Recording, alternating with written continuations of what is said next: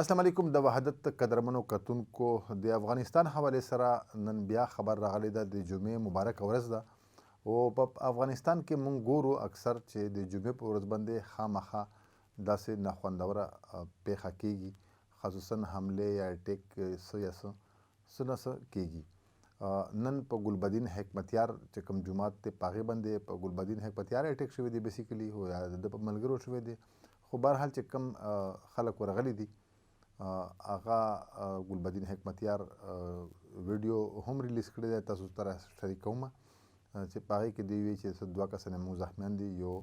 وژل شوی دی بهرحال ګلبدین حکمتیار چې کومه ویډیو راغلی ده راځئ پهله هغه ګورو تاسو ته ښیم له راتلو سره سم یې په داسې خلکو باندې ډزې کړي چې له جوماته بهر په لمانځه ولاړ. په دې حادثه کې موږ یو شهید لرو او دوه زخمیان. دواړه انتحاري اجیر جنګیالي پرته له دې نه چې خپل هدف ته ورسېږي وژل سوي او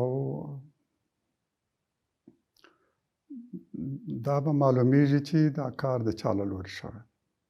په هر صورت موږ د دې اوږدې مبارزې په دې 4-50 کلونو کې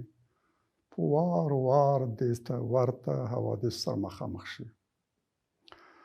باور مو دا د هغه مرمۍ چې الله تعالی زموږ لپاره ټاکلې هغه خپل هدف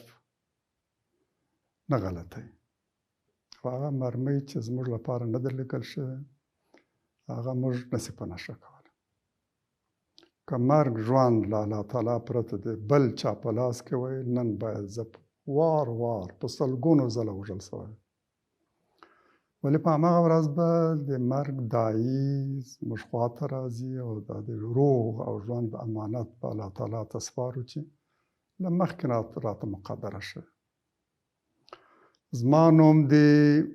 شوروي اتحاد د استخباراتو په تور فهرست کې هم په لومړي سر کې لیکل شوی او د ناټو د استخباراتي شبکاتو په تور فهرست کې هم، مګر زه الحمدلله ژوندی یم او تر هماغه ورځې پورې به ژوندی یم چې الله تعالی راته مقدره کړي. داسې حوادث انشاءالله زموږ نه روحیه کمزوري کولی شي او نه مو د مبارزې په وړاندې خنډ کیدی شي. دې مبارزې ته به انشاءالله د ژوند تر پایه دوام ورکړو. د خپل ملت په څنګ کې به د هغوی له حقوقو به دفاع کوو. قدرمنو کتونکو ګلبدین حکمتیار تاسو واورېدو دی خو ډېر مطمئن دی دوی دا وایي چې شوروي کله حکومت دلته په افغانستان کې هغې هم چې کوم تور لیست و په هغې د ده نوم په سره فهرست و او د ناټو چې کوم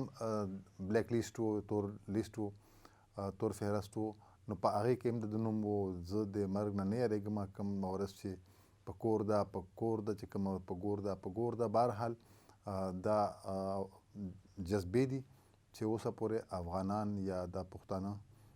د جذبې مخامخ دي. خو بهرحال داسې ده چې دا نن چې کوم په ګلبدین حکمتیار اټیک دی یقینا په افغانستان کې یو ځل بیا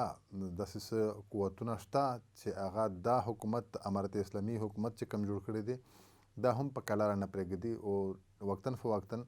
داسې ستونزې مخې ته راځي داسې مشکل مخې ته راځي چې دوی پرېښانه کوي. د نن هم په ګلبدین حکمتیار باندې چې کوم اټیک شوی دی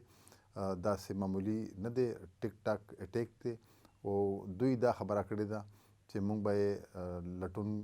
غواړو او کوو یې چې دا په دې کې څوک ملوث دي. بهرحال نه طالبانو امارت اسلامي ویان داسې خبر راغلی دی چې دوی په چا باندې ډایرکټ تور لګوي چې په دې حمله کې څوک ملوث دي. نه حزب اسلامي چې کوم د ګلبدین پارټي ده نه هغه په چا باندې اوسه پورې نوم کړی دی چې دا اټیک چا کړی دی او نه چا جنګیالي ډلې ګوند په خپله غاړه د دې پړه اخیستې ده. حالانکه چې وقتاً فوقتاً کومې داسې د پیښې کیږي په افغانستان کې چې کوم دولت اسلامیه ده یا داعش موږ ورته وایو هغه ډلې د دې داسې پرې په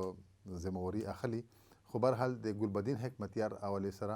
ټوله اوسه پورې چې د کومه ټایم پورې موږ خبرې کوو خاموشي ده. چا د دې پړه په غاړه نه ده اخیستې خو طالبانو ته به سوچ کول هم وي، فکر کول به هم وي چې په افغانستان کې دوی امن څنګه راولي، ځکه چې افغانستان اوسه پورې چې دوی د امارت اسلامي افغانستان کې حکومت راغلی دی، نو